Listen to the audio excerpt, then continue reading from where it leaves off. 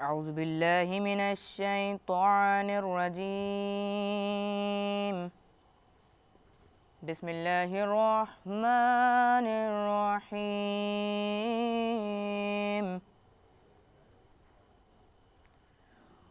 والذين يؤمنون بالغيب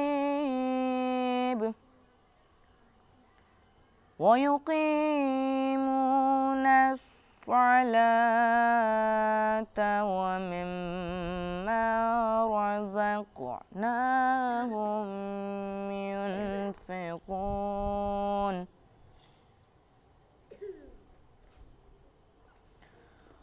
والذين يؤمنون بما أنزل إليك وما أنزل من قبلك وبالآخرة هم يوقنون.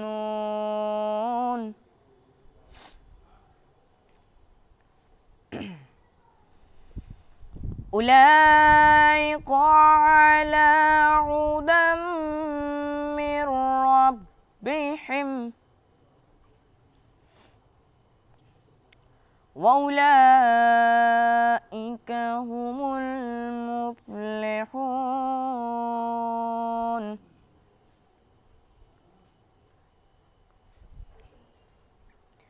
إن الذين كفروا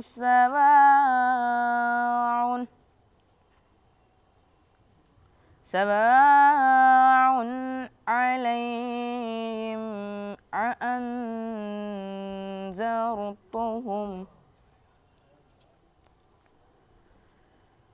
أم لم تنذرهم لا يؤمنون. ختم الله العلي العظيم وصدق رسوله النبي الكريم. اللهم صل على محمد وعلى محمد. اللهم صل على محمد وعلى محمد. جیسا کہ آپ کے علم میں ہے کہ آج قدیم اشراء مجالس کی 5ویں مجلس کا آغاز تلاوت کلام پاک سے ہو چکا ہے، ایک شعر سماعت فرمائیں کہ اب کوئی زمانے کا ولی ہو نہیں سکتا، اب کوئی زمانے کا ولی ہو نہیں سکتا اور مظہر و اوصف و جلی ہو نہیں سکتا.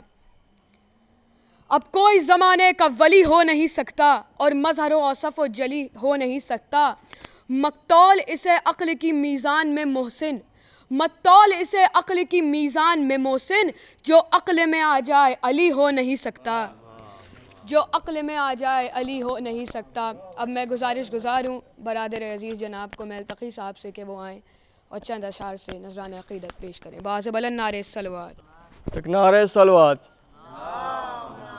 شان خط مولا عباس علیہ السلام کی شان میں آپ کے سامنے پیش کرتا ہوں. ام البنی نے بیٹے کو بیدار کر دیا، ام البنی نے بیٹے کو بیدار کر دیا، ہر جنگ فتح کرنے کو تیار کر دیا. ام البنی نے بیٹے کو بیدار کر دیا، ہر جنگ فتح کرنے کو تیار کر دیا. اور عباس کو لگا کے کلیجے سے بار بار، عباس کو لگا کے کلیجے سے بار بار اتنی دعائیں دی کہ علمدار کر دیا. عباس کو لگا کے کلیجے سے بار بار اتنی دعائیں دیں کہ علمدار کر دیا. اور ایک خطا اور مولا عباس علیہ السلام کی شان میں، جو مولا حسین علیہ السلام نے مولا عباس علیہ السلام کی شان میں کہا تھا، میدان کربلا میں فرمایا تھا کہ پیمانہ انوار علی بھیج رہا ہوں، پیمانہ انوار علی بھیج رہا ہوں، میں خود ہوں ولی اور ولی بھیج رہا ہوں. پیمانہ انوار علی ولی بھیج رہا ہوں، میں خود ہوں ولی اور ولی بھیج رہا ہوں. تم نے مجھے اس دور کا سمجھا ہے محمد، تم نے مجھے اس دور کا سمجھا ہے محمد، میں اپنے زمانے کا علی بھیج رہا ہوں، میں اپنے زمانے کا علی بھیج رہا ہوں. اور ایک نعرہ صلوات، ایک نعرہ حیدری. لا حول ولا قوة إلا بالله العلي العظيم. أعوذ بالله من الشيطان اللعين الرجيم. بسم الله الرحمن الرحيم. الحمد لله رب العالمين، والصلاة والسلام على أشرف الأنبياء والمرسلين، سيدنا ونبينا وشفيع ذنوبنا وحبيب قلوبنا وطبيب نفوسنا مولانا بالقاسم محمد وعلى أهل بيته الطيبين الطاهرين المعصومين المظلومين المنتجبين، ولعنة الله على أعدائهم وغاصب حقوقهم ومنكر فضائلهم وعطشهم أجمعين من ليلة هذه إلى قيام يوم الدين. أما بعد، فقد قال الله تبارك وتعالى في كتابه المبين وهو أصدق القائلين وقوله الحق. بسم الله الرحمن الرحيم. وما آتاكم الرسول فخذوه. صلوات بھیجئے محمد والا.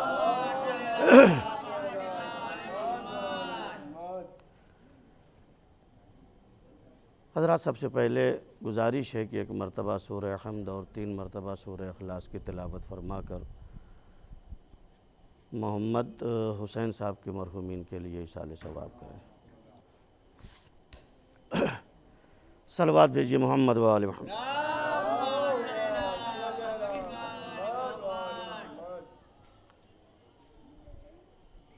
حضرات، بہت ہی چھوٹی سی آیہ کریمہ، قرآن کا ایک جز، وہ بھی ایک مختصر سا، کہ جس میں یہ ارشاد ہو رہا ہے کہ تم کو رسول جو دیں وہ لے لو. وَمَا آتَاكُمُ الرَّسُولُ فَخُذُوهُ.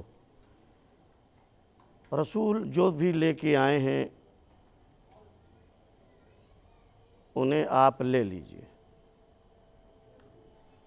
اب معنی بات ہے کہ پہلے تو یہ دیکھا جائے کہ رسول لے کے کیا آئے. تو اگر ہم دیکھیں کہ رسول کیا لے کے آئے ہیں، کہ جو امت مسلمہ کو دے رہے ہیں اور امت مسلمہ کو لے لینا چاہیے، اخذ کر لینا چاہیے. ہم خود نبی کے قول کو دیکھیں کہ آپ نے کیا فرمایا اس سلسلے میں. تو رسول نے فرمایا کہ انی تارک فیکم الثقلین، میں نے تمہارے درمیان میں 2 گراں قدر چیزیں چھوڑی.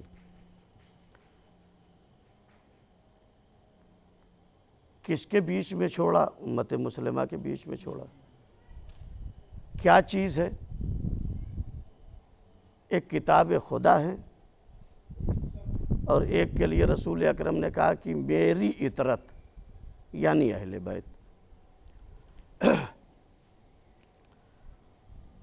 ایک کتاب خدا ہے، ایک ہماری اطرت اہل بیت ہے. جب تک تم ان سے متمسک رہو گے لن تضلوا بعدی، ہمارے بعد گمراہ نہ ہوگے. وَلَن يَفْتَرِقَ حَتَّى يَرِدَ عَلَيَّ الْحَوْض. یہ دونوں ایک دوسرے سے الگ نہ ہوں گے، جدا نہ ہوں گے. یہاں تک کہ نبی اکرم نے فرمایا کہ یہ دونوں ہم سے حوض کوثر پر مل جائیں. تو جہاں تک یہ دونوں چیزیں جائیں گی وہیں تک متمسک ہونے والے بھی جائیں گے. نبی کے قول کے مطابق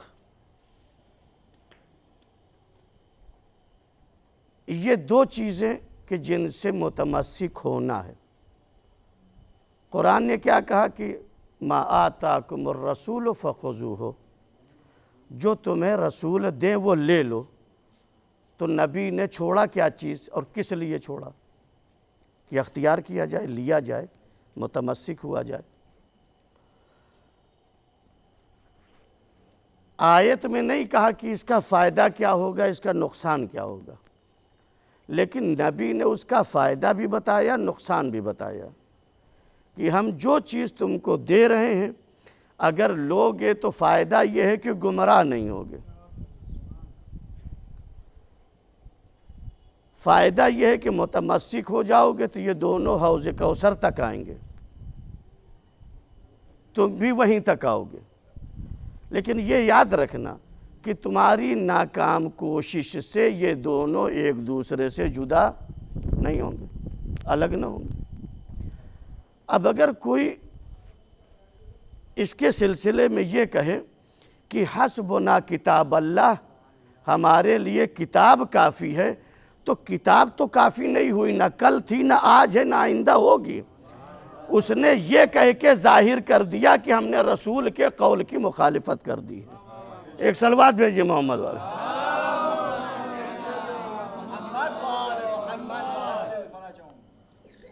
بالکل سامنے کی چیز ہے کہ دو چیز دی رسول اکرم نے امت مسلمہ کو کہ یہ تم لو، تمہارے لیے ہدایت ہے، تمہارے لیے نجات کا ذریعہ ہے، انہی دونوں چیزوں سے تم حوض کوثر تک آؤ گے۔ اگر اسی کو ہم خلاصہ کریں، ایک لفظ میں کہیں تو نبی کریم نے یہی دین تھا جو امت مسلمہ کے حوالے کیا تھا۔ اگر اس دین کے اوپر عمل کرو گے تو تم ہدایت یافتہ ہوگے اور حوض کوثر تک ہم سے آ کے ملو گے۔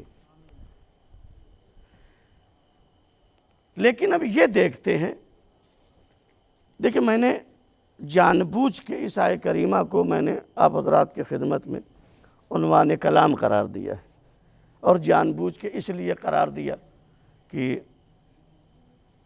زمانہ بہت خراب ہے، حالات آپ لوگ دیکھ رہے ہیں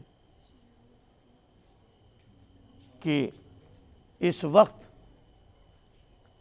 خیر یہ چیز تو ہمیشہ رہی اور اگر آج ہے تو تعجب کی بات نہیں ہے، کیونکہ ہم اکثر و بیشتر یہ بات کہتے ہیں مجلس میں کہ یہ دور فلٹر کا دور ہے، تصفیہ کا دور ہے، سب کو الگ ہونا ہے۔ ولایت کی چھنی میں چھان کے سب کو الگ کر دیا جائے گا، اور صحابیت کا ڈنکا پیٹنے والے خود ہی اپنے عقیدے کو ظاہر کر دیں گے۔ ایک صلوات بھیجئے محمد والے۔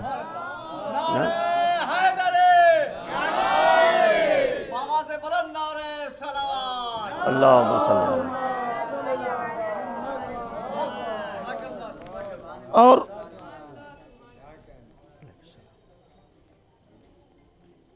بھائی رسول کے دور میں تو ایسے لوگوں کی دال گلی نہیں، گلے گی تو ابھی بھی نہیں، لیکن کوشش کر رہے ہیں کہ شاید گل جائے، اس لیے کہ یہ کوشش ہی کرنا ہے۔ جیسے ان کے بزرگوں کی کوشش ناکام تھی، ویسے ہی ان کے پوتوں کی کوشش ناکام ہوگی انشاءاللہ۔ اور نہ اس وقت کوئی یزید کو بچا پایا تھا، نہ اب کوئی یزید کو بچا پائے گا۔ یہ بالکل حقیقت کہہ رہا ہوں میں۔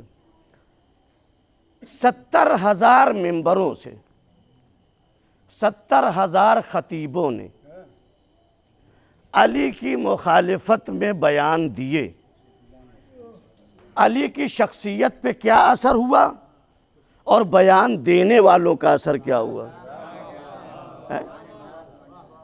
بالکل آپ حضرات کے سامنے ہے۔ علی کی ذات پہ نہ اس وقت اثر ہوا تھا، نہ آج ہوگا، اور نہ آنے والے قیامت تک کوئی اثر ہوگا۔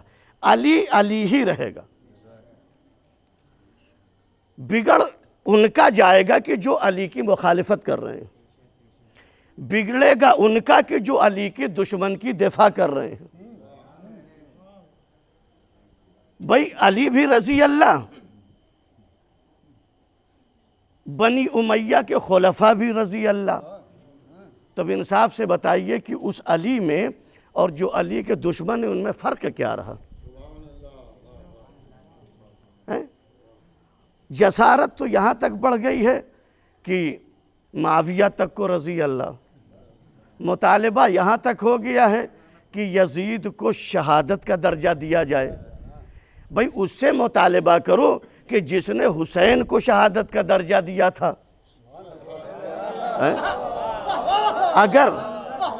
اگر دنیا میں کسی فرقے نے حسین کو شہادت کا درجہ دیا ہوتا تو اس سے مطالبہ کرو کہ یزید کو بھی شہید کہا جائے۔ یہ ایک خداداد چیز ہے کہ جس نے خدا کی محبت میں کام انجام دیا اس نے درجہ دے دیا، اور جس نے درجہ دیا اس کی نظر میں اس کا کیا درجہ ہے کہ جس نے حسین کی عداوت میں یہ کام کیا۔ دو چیز ایک وقت میں کبھی بھی جمع نہیں ہو سکتی ہیں۔ اللہ نے جس کو لعنت اللہ کہہ دیا وہ کبھی رضی اللہ نہیں ہو سکتا۔ جب رضی اللہ نہیں ہو سکتا ہے تو شہادت کا درجہ کہاں سے مل جائے گا؟ ایک صلوات بھیجئے محمد والے۔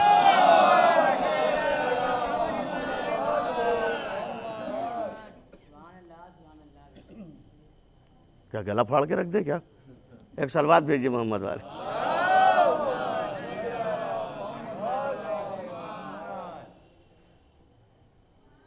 تو بہرحال پروردگار عالم نے یہ کہا کہ بھئی ما آتاکم الرسول فخذوہ، تم لے لو۔ اگر رسول کی رسالت کا اقرار کرتے ہو تو یہ کام کرو گے۔ اس کے قول کی مخالفت کی، اس کا مطلب یہ ہے کہ نہ اس کے اوپر بھروسہ ہے اور نہ جس کا کلام ہے اس کے اوپر بھروسہ ہے۔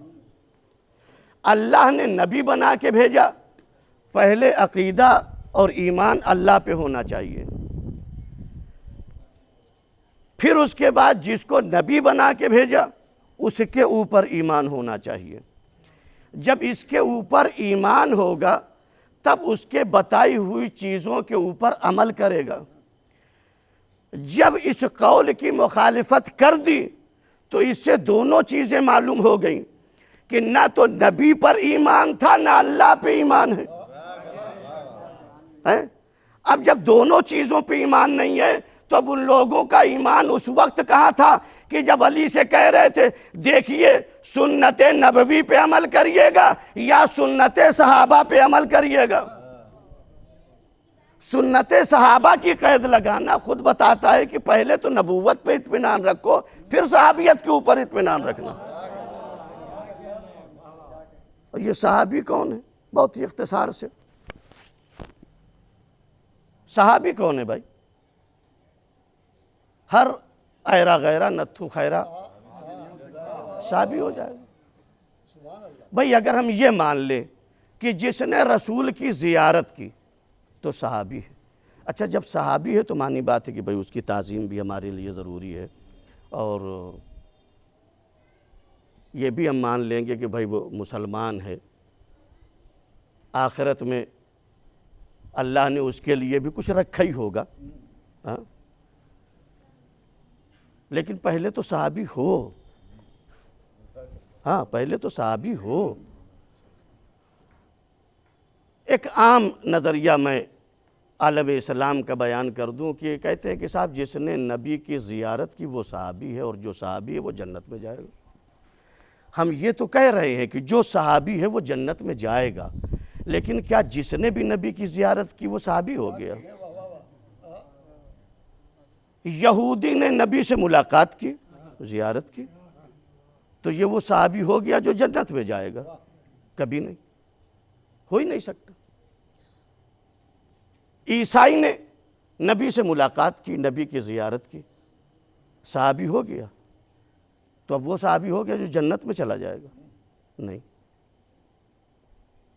جو نبی کے پیچھے 2 رکعت نماز پڑھ لے، جانے کتنوں نے پڑھی ہوگی، ہمارے تو حساب میں نہیں ہے کہ کیسوں رکعت پڑھی ہے۔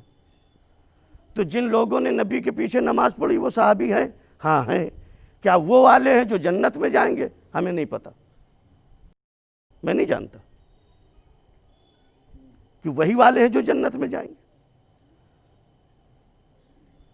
ہم نے ایک روایت دیکھی ہے، ابن مسیب راوی ہیں، اہل سنت نے اس روایت کو تحریر کیا ہے۔ وہ لکھتے ہیں کہ رسول اکرم نے فرمایا،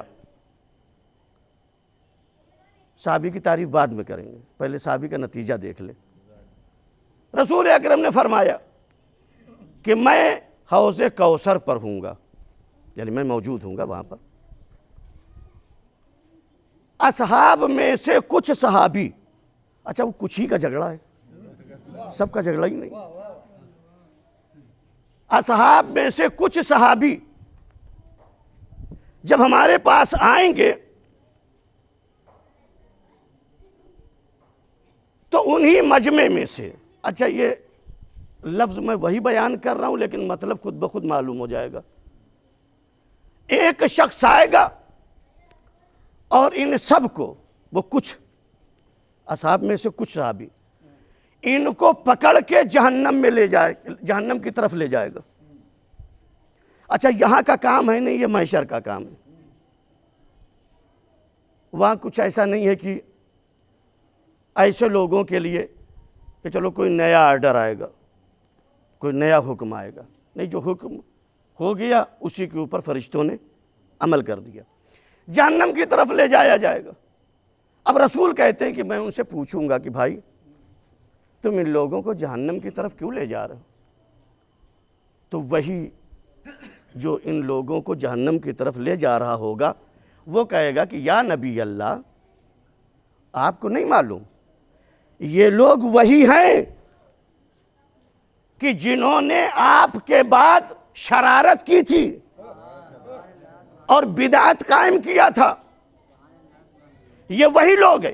اس کے بعد یہ نہیں ملتا کہ رسول نے اس سے کہا ہو کہ بھائی تم ان کو کیوں لے جا رہے ہو، مت لے جاؤ، چلو بدعت کیا تھا، شرارت کی تھی، ظلم کیا تھا، ان کو جہنم میں نہ لے جاؤ، انہیں چھوڑ دو، ہم ان کی سفارش کر دیں گے، ہم ان کی شفاعت کر دیں گے، ان کے لیے سورس لگا دیں گے اللہ کے لیے۔ رسول نے نہیں کہا۔ تو سب سے پہلا سوال یہی ہوتا ہے کہ پھر رسول نے کیوں نہیں کہا؟ اگر یہ رسول کے صحابی تھے، اگر یہ رسول کے صحابی تھے تو رسول نے ایسے صحابیوں کی دفاع کیوں نہیں کی، جبکہ امت مسلمہ ایسے صحابیوں کی بہت دفاع کر رہا ہے؟ تو اگر رسول سے پوچھا جاتا تو رسول جواب دیتے کہ بھائی خالی بغل میں بیٹھنے سے صحابی تھوڑی ہوتا ہے۔ ایک صلوات بھیجیے محمد والے محمد۔ بغل میں بیٹھنے سے صحابی نہیں ہوتا، زیارت کرنے سے صحابی نہیں ہوتا، 2 رکعت نماز پڑھنے سے صحابی نہیں ہوتا، تو پھر ہوتا کیسے صحابی؟ تو کون ہے بھائی؟ تو اہل سنت نے جو تعریف کی ہے صحابی کی، وہ میں آپ حضرات کی خدمت میں عرض کر دوں۔ لکھا ہے علماء نے، علماء اہل سنت نے، کہ الصحابی من لقی النبی مؤمنا بہ ومات علی الاسلام۔ صحابی وہ ہے کہ جس نے نبی کی ملاقات کی، نبی کا دیدار کیا، نبی کی زیارت کی، مومنان بہ، اصل معنی اسی میں پوشیدہ ہے، نبی سے ملاقات کی، نبی کی زیارت کی، لیکن یہ ایمان رکھتے ہوئے کہ یہ نبی ہیں، وَمَاتَ عَلَى الْإِسْلَامِ، اور مرا ہو تو اسلام پہ مرا ہو۔ تو بھائی ایسے لوگوں کا کردار یہ بتاتا ہے کہ نہ تو نبی پر ایمان تھا، جب ایمان نہیں تھا تو اسلام پہ مرتے کیا؟ ایک صلوات بھیجیے محمد والے۔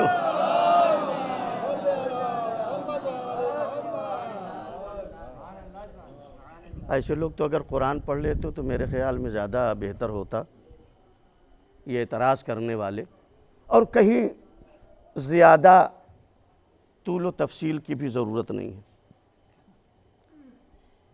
سورہ منافقون کی ابتدائی 1-2 آیتیں پڑھ لیتے۔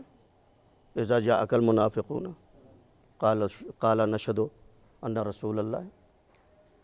جب منافقین آئے تھے اور گواہی دی کہ محمد اللہ کے رسول ہیں، آپ اللہ کے رسول ہیں، تو اللہ نے کیا کہا ایسے لوگوں کے لیے؟ دیکھیے یہی سے اس کا فلسفہ سمجھنے والا ہے۔ اللہ نے کہا کہ دیکھو ہم جانتے ہیں کہ یہ اللہ کے رسول ہیں، لیکن یہ جو تم گواہی دے رہے ہو، رسول کو بتا رہی ہے، گواہی دے رہے ہیں کہ آپ اللہ کے رسول ہیں، یہ جھوٹے ہیں۔ کیا واقعاً نبی اللہ کے رسول نہیں تھے؟ تھے، تو یہ جھوٹ کہاں سے بول رہے ہیں؟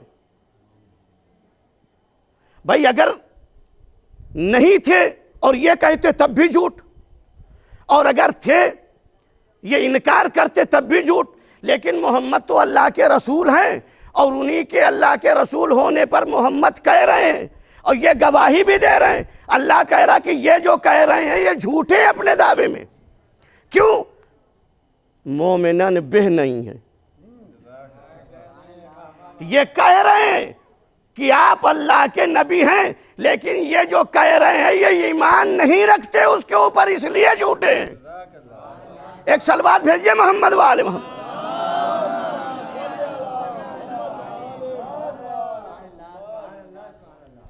اب ایسے لوگوں کے لیے بتائیے، ہم ہوں آپ ہوں، کیا کر سکتے ہیں؟ اچھا ایک بات یہ بھی عرض کر دیں بڑے ہی معذرت کے ساتھ، کہ اتنی بات تو سمجھ میں آ گئی کہ یہ صحابیت کا جو دعویٰ ہے یہ بھی کھوکھلئی ہے، اس کا کوئی فائدہ نہیں۔ ہاں جو صحابی ہیں وہ ہیں مومنن بہ ومات علی الاسلام، وہ نبی کی جب زیارت کی، نماز پڑھی، دیدار کیا، ملاقات کی، تو مومنن بہ ایمان رکھتے ہوئے، ومات علی الاسلام، آخر وقت تک وہ اسلام کے اوپر باقی رہے۔ اب پھر ہو سکتا ہے کہ آپ میں سے کوئی یہ کہے، جیسا کہ ایک چل رہا ہے، تو انصاف سے بتائیے کہ نہ تو دفاع کرنے سے ان کے دامن کا داغ چھوٹ جائے گا، اور نہ ان کو صحابی ماننے سے وہ جنت میں چلے جائیں گے، ان کو جہاں جانا ہے وہ جائیں گے۔ لیکن یہ جو دفاع کر رہے ہیں ان کا کیا فائدہ ہوگا؟ کوئی فائدہ نہیں سوائے نقصان کے، اس لیے کہ آپ جس کی دفاع کر رہے ہیں نا، جہاں وہ جائے گا وہی اس کی حمایت کرنے والے جائیں گے، وہی ان کی حمایت کرنے والے جائیں گے۔ اچھا ان کی حمایت کا فائدہ کیا ہوگا؟ آپ یہ دیکھیں کہ جب نبی، یہ نبی کے آخری وقت کی بات کر رہا ہوں، اور ویسے پوری زندگی آپ دیکھ لیں تو ہر موڑ پر کوئی نہ کوئی ایسی چیز آپ کو مل جائے گی کہ جو یہ نبی کی کسی بھی چیز پر ایمان نہیں رکھتے تھے۔ قرآن کہتا ہے کہ نبی تم کو جو چیز دے وہ تم لے لو، تو کیا لیا؟ خالی کتاب، اطرت اور اہل بیت کو نہیں لیا۔ تو پہلی مخالفت یہاں، نبی نے آخری وقت میں کیا کہا؟ کچھ لکھ کے دینا چاہتے ہیں، لاؤ قلم و دوات، ہم ایک نسخہ ایسا لکھ دیں۔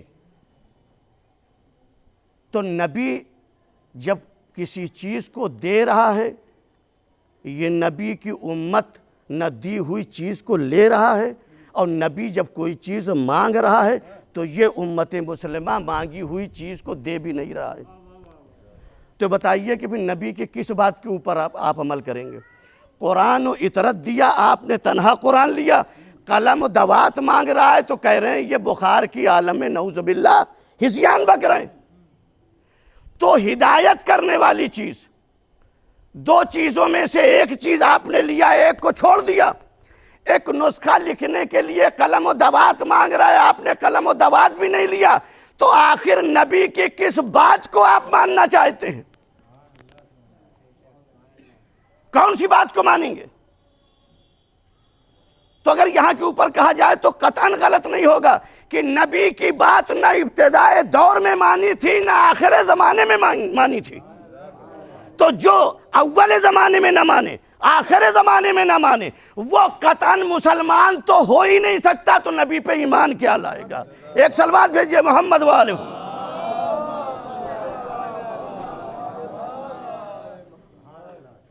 اس کا کوئی فائدہ نہیں۔ اچھا ہم کہتے ہیں چلیے صاحب، سب سے زندہ دلیل 18 عید غدیر، ولایت امیر المومنین علیہ السلام کا اعلان۔ ایک صلوات بھیجئے محمد والے۔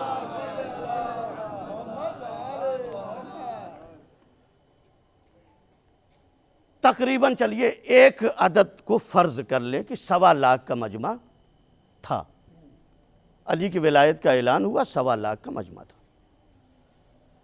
3 دن تک اعلان کے بعد یہ حاجیوں کا قافلہ غدیر کے میدان میں رکا رہا، کوئی گیا نہیں ہے، اور سب نے، دیکھیں یہی باتیں کہی جاتی ہیں تو بھائی انسان کو برا لگ جاتا ہے، اور جو کہ بالکل حقیقت ہے، بالکل صاف ہے۔ 3 دن تک یہ سلسلہ قائم رہا، کس چیز کا؟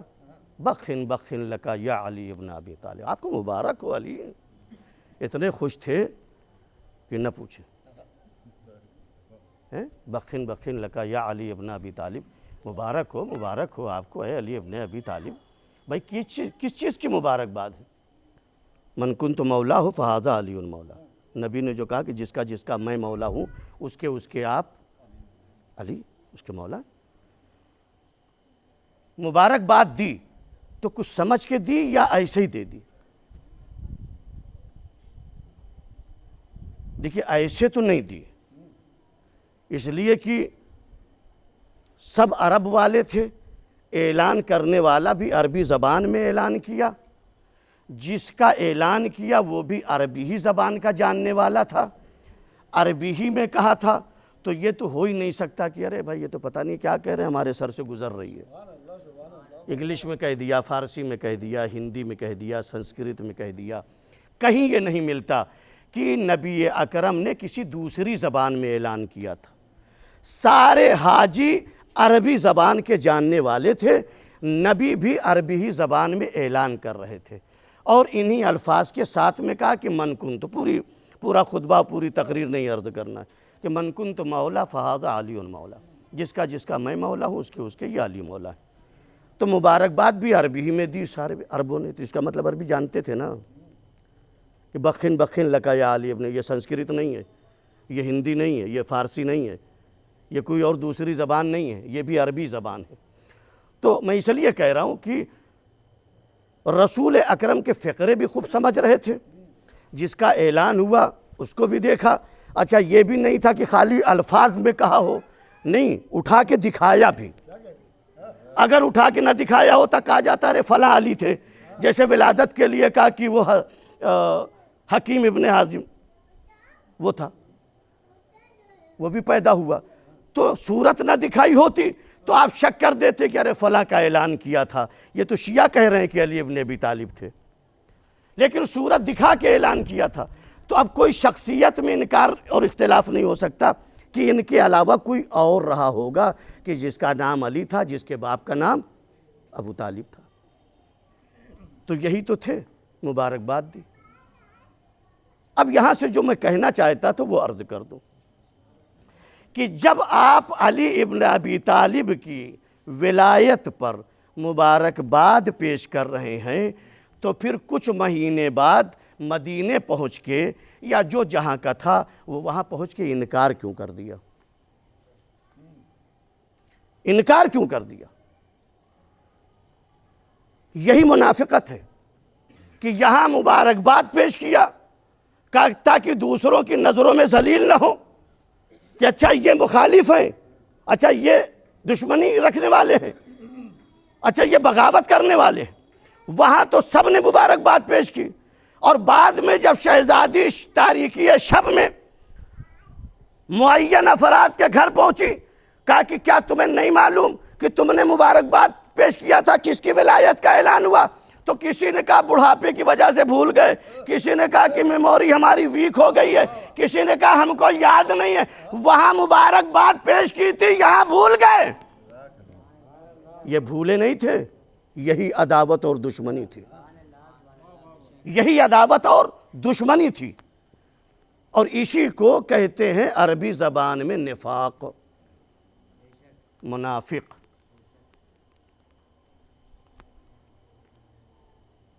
کسی نے سوال کیا حذیفہ یمانی سے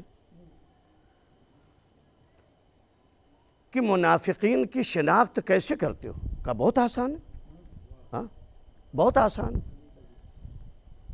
ہم بہت آسانی سے منافقین کو پہچان لیتے ہیں۔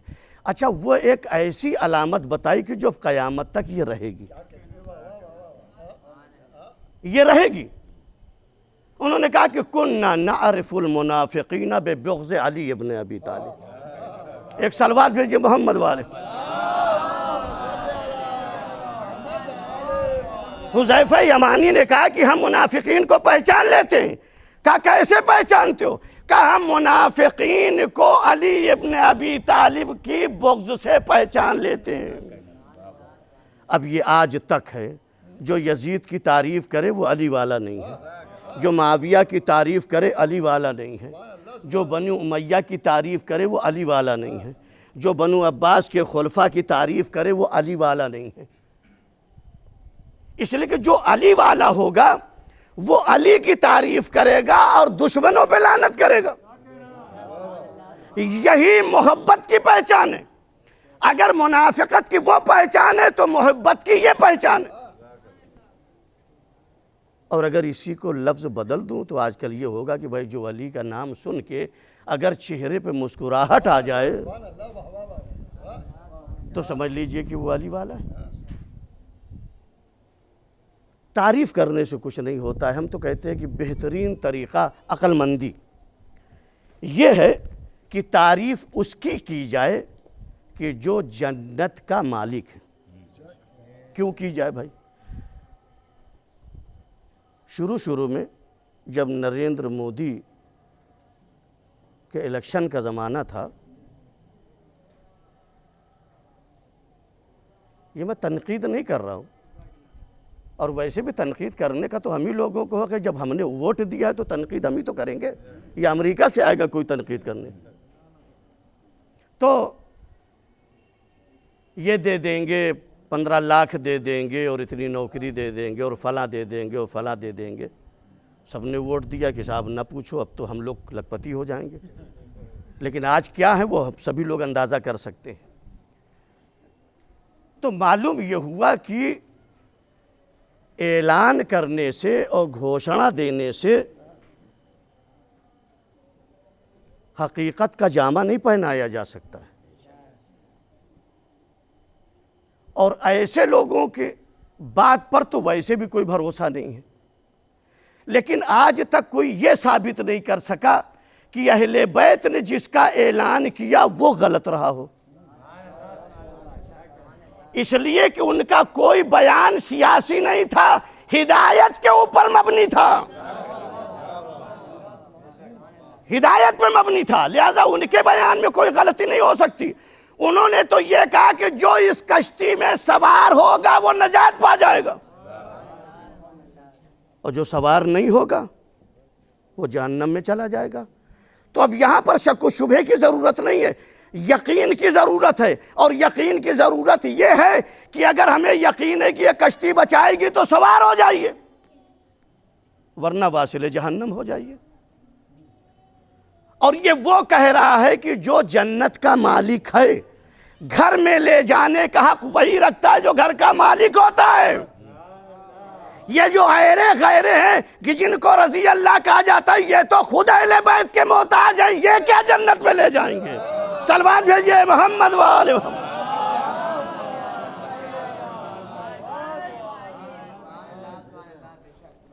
بھائی بالکل صاف سی چیز ہے، میں نے کہا یقین ہونا چاہیے۔ بہت مشہور واقعہ ہے، ایک شخص آیا امام سے، اس نے سوال کیا کہ آپ قیام کیوں نہیں کرتے؟ اچھا، ہر آدمی کو یہی ایک سب سے بڑا مسئلہ ایک یہ ہے اس دور میں بھی کہ ہر انسان اپنے اعتبار سے اہل بیت کو سمجھ رہا ہے، خاص کر کے عزاداری کے مسئلے میں، کہ صاحب ویسے عزاداری کرو جیسے سید سجاد نے کیا تھا، جیسے وہ کرتے تھے، اسی طریقے سے ہر امام کے بارے میں۔ تو اس مسئلے میں تو صرف ہم اتنا ہی کہیں گے کہ دیکھیں جیسے سید سجاد نے عزا کی اپنے باپ کی اعزہ کی جو کربلا میں شہید ہوئے ہیں، وہ کوئی کر نہیں سکتا۔ اور ہم کہتے ہیں کہ اگر کوئی دعویٰ کر رہا ہو کہ ویسے ہی کرے تو سب سے پہلے اسی سے کہو کہ تم کر کے دکھاؤ، اسی سے کہیے پلٹ کے کہ پہلے تم کر کے دکھاؤ، اور ان میں سے ایک چیز کر کے دکھا دو تو ہم سمجھ لیں گے کہ پھر ویسے ہی عزاداری ہم کو آپ کو کرنا چاہیے جیسے سید سجاد نے کی ہے۔ اور وہ ایک چیز یہ، سید سجاد 40 سال تک خون کے آنسو روئے، آپ ایک دن رو کے دکھا دیجئے، ایک دن خون کے آنسو۔ ارے یہاں تو منہ تکتے رہتے ہیں، خود ان کا ہی آنسو نہیں نکلتا، خون کے آنسو کیا نکلیں گے؟ ایک دن خون کے آنسو رو کے دکھلا دو تو اس سے ہم نتیجہ یہ نکالیں گے کہ تم ویسے ہی عزاداری کر لو گے جیسے سید سجاد نے کی تھی، اور پھر تو باتیں بہت سی ہیں، تو کوئی نہیں کر سکتا۔ البتہ ہو سکتا ہے وہ یہ کہیں کہ وہ تو معصوم تھے، تو بھائی پھر ہم غیر معصوم ہیں، اپنے ہی حساب سے تو کر رہے ہیں کہ جو عزا ہو جائے، حسین کا غم منا لیا جائے، پھر یہ آپ یہ کیوں کہہ رہے ہیں کہ سید سجاد کی طرح کرو؟ تو یہ بھی بتا دیں ایسے زمانے میں غیر معصوم علماء نے بھی یہ کام کر کے دکھایا۔ ایک عالم دین کا واقعہ ہے، ان سے آ کے پوچھا ایک شخص نے کہ آپ یہ بتائیے کہ کیا ممکن ہے کہ سید سجاد 40 سال تک خون کے آنسو روئے ہوں؟ کہا کیا بکتا ہے، جس کے خانوادے پر اتنا ظلم ہوا ہو وہ 40 سال کے اگر زندگی بھر خون کے آنسو روئے تو کم ہے، تو کیا ممکن ہے؟ کہا ہاں، کہا کوئی کر کے دکھا سکتا ہے؟ تو عالم دین کہتے کہ ایک خطیب کو بلا کے لیا، ایک ذاکر کو صاحب لایا گیا بلا کے، وہ عالم دین کے بغل میں بیٹھا خطیب مجلس پڑھی، اس نے مصیبت امام حسین علیہ السلام بیان کیا، عالم دین نے اپنی آنکھوں کے اوپر رومال رکھا اور وہ مصیبت حسین کو بیان کر رہا تھا اور عالم دین گریہ کر رہے تھے۔ جب رومال آنکھوں پر سے ہٹایا اور اس کو دکھایا، کہا دیکھ یہ تو ہم گنہگار ہیں، جس کے باپ کے اوپر اتنا بڑا ظلم ہوا ہو وہ کیوں نہ خون کے آنسو روئے گا؟ تو ممکن ہے لیکن سب کے لیے۔ تو امام سے آ کے اس نے کہا کہ آپ قیام کیوں نہیں کرتے؟ کہا کہ یہ بتا کہ کیا تیرے کہنے سے ہوگا، لوگوں کے ارادے سے ہوگا؟ بھائی ہم جب مسئلہ سمجھیں گے کہ ایسے افراد ہو جائیں گے، بیک گراؤنڈ بن جائے گا، ایسا مقدمہ فراہم ہو جائے گا، تو ہم کو جب جو کرنا ہے ہم کریں گے، لیکن ابھی وقت نہیں۔ اب امام نے آزمائش کی، تفصیل سے نہیں عرض، آزمائش کیا کی؟ تنور جلوایا اور کہا اس تنور میں چلا جا۔ اس نے کیا کہا؟ میرے چھوٹے چھوٹے بچے ہیں، بیوی بیوہ ہو جائے گی، فلاں ہو جائے گا، آپ تو میرے جان کے دشمن ہیں، فلاں۔ کہا کوئی بات نہیں۔ اتنی ہی دیر میں ہارون مکی آ گئے، سنا ہوا واقعہ۔ ہارون مکی آئے، جوتیاں اٹھائی، بغل میں دابی بزم میں بیٹھنے کے لیے۔ امام نے صرف اتنا کہا، ہارون تنور میں بیٹھ جاؤ۔ دیکھیے یہ امامت ہے، ایسے تابعدار ہونا چاہیے، اطاعت فرما برداری ایسی ہونی چاہیے۔ حالانکہ اسے کہنے کا حق ہے کہ مولا 2 منٹ سانس تو لے لینے دیجیے، ابھی میں تھک کے آ رہا ہوں، بیٹھ جاؤں گا، انکار نہیں کر رہا ہوں، لیکن اس نے کچھ نہیں کہا۔ تاریخ بتاتی ہے کہ ادھر امام نے کہا اور وہ گیا، اس نے ڈھکن ہٹایا اور تنور کے اندر چلا گیا۔ امام نے اسی آدمی سے ڈھکن کو ڈھکوا دیا تنور کے اوپر۔ اب یہ بتائیے کہ وہ آیا تھا امام کو مشورہ دینے کے لیے، وہ امامت کو کیا سمجھ رہا تھا؟ وہ امامت کو کیا سمجھ رہا تھا؟ اب اندر اندر اس کے جل گیا ہوگا، راکھ ہو گیا ہوگا، اب تو یہ ہو گیا ہوگا اور وہ ہو گیا ہوگا اور فنا ہو گیا ہوگا۔ اب امام سمجھ رہے ہیں کہ اس کے دل پہ کیا گزر رہی ہے، یعنی زیادہ دھیان اس طرف ہے اور امام سے بات چیت کا دھیان کم ہے۔ جب بہت دیر ہو گئی تو امام نے کہا جا ڈھکن ہٹا، ذرا دیکھ اس کی کیا کیفیت ہے، کیا کنڈیشن۔ وہ کہتا ہے کہ جب میں نے جا کے ڈھکن ہٹایا تو دیکھا کہ وہ بیٹھا ہوا تنور کی آگ گلزار ہو چکی ہے اور وہ بیٹھا ہوا تسبیح پڑھ رہا ہے۔ امام نے صرف ایک سوال کیا اور بس وہی عرض کر دیں آپ حضرات کی خدمت میں، کہ یہ بتا کہ میں قیام تو کر لوں، اس جیسے کتنے ہیں؟ میں قیام تو کروں، اس جیسے کتنے ہیں؟ کہا مولا اس جیسے ایک بھی نہیں ہے۔ کہا جب ایک بھی نہیں ہے اس کے سوا تو یہ بتا کہ میں قیام کیسے کروں؟ تو آپ سمجھ لیجئے کہ زمانہ کیسا تھا۔ اچھا امام اپنے امامت سے کام لینا نہیں چاہتے، ورنہ پھر یہی الزام ہو جائے گا کہ بھائی انہوں نے تو اپنے علم امامت سے کام لیا، اپنی طاقت سے کام لیا۔ ہر جگہ پر اپنی طاقت سے کام نہیں لیا، جہاں پر جیسا موقع ہوتا تھا اسی حساب سے کام لیا جاتا تھا۔ ورنہ اگر کوئی بھی امام اپنی قدرت امامت سے کام لیتا تو ہم کسی اور جگہ کی بات نہیں کرتے ہیں، لیکن کربلا کا منظر پلٹا ہوا ہوتا، بالکل پلٹا ہوا نظر آتا، اس لیے کہ وہاں پر صرف حسین نہیں تھے، وہاں پر اپنی قدرت سے کام لینے والے بہت سے تھے، وہاں کسی کی ضرورت نہیں تھی، صرف ایک عباسی کافی تھا۔ عباس نے کوئی قدرت کا مظاہرہ نہیں کیا کربلا میں، جس نے دشمنوں کو اپنی تبسم سے رلا دیا ہو، وہاں پر قدرت و طاقت کا مظاہرہ کرنے کا کیا فائدہ؟ بھئی امتحان بھی کوئی چیز ہوتی ہے، ورنہ تو محبت جتانے والے بہت سے لوگ تھے۔ اجنہ کا قافلہ آیا، سردار نے کہا مولا اگر حکم ہو تو ابھی ہم تختہ یہاں کا الٹ دیں؟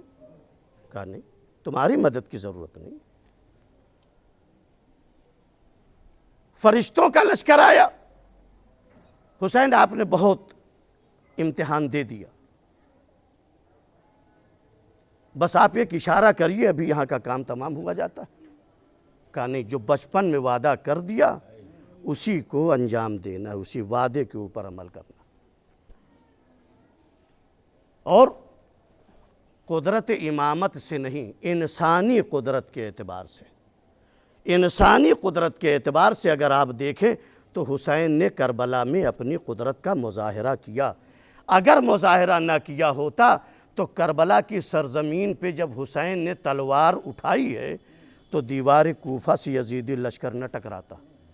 یہ یزیدی لشکر کا دیوار کوفہ سے ٹکرانا، الامان الحفیظ کی آواز بلند کرنا، بتاتا ہے کہ حسین نے اپنی طاقت کا مظاہرہ کیا تھا۔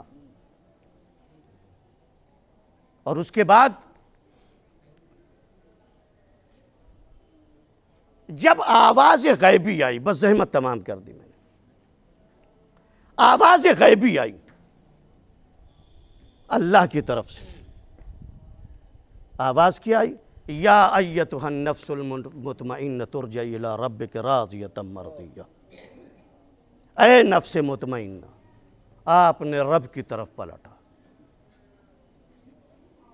اے حسین شجاعت کا مظاہرہ کر دیا، اب ذرا صبر کا مظاہرہ کرو۔ بس یہ آواز کا سننا تھا کہ حسین نے تلوار کو نیام میں رکھا، بھاگی ہوئی فوجیں پلٹی، دشمنوں نے اپنے دل کی جو عداوت تھی اس کا مظاہرہ کیا۔ تاریخ میں ملتا ہے کہ کسی نے تلوار سے حملہ کیا، کسی نے تبر سے حملہ کیا، کسی نے نیزے سے حملہ کیا۔ اگر کسی کے پاس کوئی اسلحہ نہ تھا تو اپنی تھیلیوں میں پتھر بھر کے لائے تھے، وہ حسین پر پتھر کی بارش کر رہے تھے۔ بس ایک آواز غیبی اور آئی کہ ادھر بہن ایک ٹیلے پہ کھڑی ہوئی دیکھ رہی تھی، اے پسر ساتھ میرا ماجایا قتل کیا جا رہا ہے، تو دیکھ رہا ہے؟ ادھر آواز غیبی آئی، قد قتل الحسین بکربلا، قد ذبح الحسین بکربلا، ارے حسین قتل کر دیے گئے، حسین شہید کر دیے گئے۔ جیسے ہی یہ آواز بلند ہوئی، تاریخ میں ملتا ہے کہ آفتاب کو گہن لگ گیا، سورج کو گہن لگ گیا، فرات کا پانی نیزوں اچھلا، زمین کربلا کو زلزلہ آ گیا، زینب تڑپ گئیں، سید سجاد کے خیمے میں آئیں، بھتیجے کا شانہ ہلایا، اے سید سجاد کیا قیامت آ گئی ہے؟ سید سجاد نے غش سے آنکھیں کھولی، کہا اے پھوپھی اماں ذرا خیمے کا پردہ تو ہٹائیے۔ ہاں بی بی زینب نے پردہ ہٹایا خیمے کا، سید سجاد نے جو خیمے کے در سے دیکھا، ارے بابا کا سر نیزے پہ بلند ہے، السلام علیکہ یا ابا عبداللہ، السلام علیکم ابن رسول اللہ۔ اے پھوپھی اماں، ارے ہم یتیم ہو گئے، میرا بابا قتل کر دیا گیا۔ خیام حسینی میں آگ لگا دی جاتی، بس دو جملے اور التماس دعا، خیام میں آگ لگا دی جاتی، بیویوں کے سروں سے چادریں چھین لی جاتی، یہاں تک کہ ایک 4 سال کی بچی کو بھی نہ چھوڑا۔ بچی بین کرتی رہی، اے چچا کانوں سے خون بہہ رہا، گال نیلے ہو گئے، اے چچا سر سے ردائیں چھین لی گئی ہیں۔ تاریخ میں ملتا ہے کہ 11 محرم کو، بس آخری الفاظ، 11 محرم کو اہل حرم کو اسیر کر لیا گیا، بازوؤں میں رسن باندھ دی گئی، شہداء کے سروں کو نیزوں پہ بلند کر دیا گیا۔ یہ قافلہ کربلا سے کوفہ لے جایا گیا، اور جب یہ کوفہ قافلہ پہنچا ہے تو حبیب ابن مظاہر کا لڑکا صاحبزادے مسلم ابن حبیب ابن مظاہر، تاریخ میں ملتا ہے کہ یہ تلوار لے کے آئے اور اس قافلے میں اس آدمی کے پاس پہنچے کہ جس کے ہاتھ پر وہ نیزہ تھا کہ جس نیزے پر حبیب ابن مظاہر کا سر بلند تھا، اور جب مسلم پہنچے اس کے پاس، پہلے اس کا کام تمام کیا، ہاتھ میں نیزہ لیا اور نیزے سے اپنے باپ کا سر اتارا، اور اس کے بعد یزیدیوں کی طرف جو لشکر تھے یزیدی، خطاب کر کے کہا کہ جس کا جوان بیٹا ہوتا ہے اس کے باپ کا سر نیزے پہ نہیں بلند ہوتا۔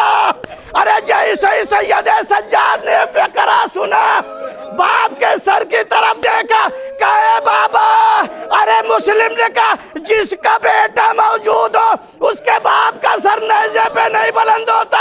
اے بابا، سید سجاد موجود ہے لیکن مجبوری ہے، ہاتھوں میں ہتھکڑی، پیروں میں بیڑی، گلے میں خاردار توق، بیٹا تو ہے مگر کچھ نہیں کر سکتا۔ انا للہ وَإِنَّا إِلَيْهِ رَاجِعُونَ سَيَعْلَمُ الَّذِينَ ظَلَمُوا أَيَّ مُنْقَلَبٍ يَنْقَلِبُونَ۔